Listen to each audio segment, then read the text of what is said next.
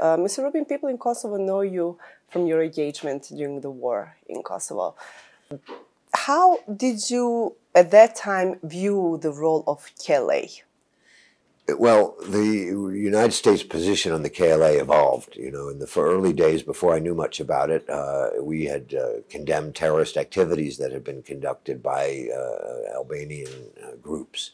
But as the peace process evolved, the KLA became central to that peace process. And it was Hashim Thaçi at the Rambouillet talks who made the courageous decision to agree to the Rambouillet Accords. And it was that decision that allowed NATO to support the Kosovar Albanians. Had that decision not been made, I don't think we'd be sitting so happily and freely in a modern European city here in Pristina.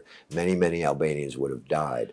So the KLA played a crucial role in the accords that were signed by their leaders, and in following through on demilitarization as promised by them. And as they told me at the time, that if we followed through on our promises to use military power on their behalf, they followed through on their promises. And they did follow through on their promises to demilitarize, and have been working closely with our with KFOR and with the official representatives of the United States here for many, many years.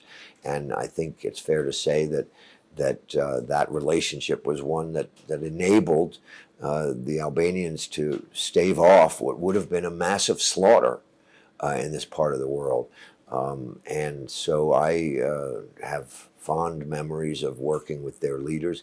That doesn't mean that every single thing that happened in that time of war is something I would support. Of course there were things done, but let's be clear, the threat came from the Serbian military forces. The threat of mass slaughter came from the Serbian military forces.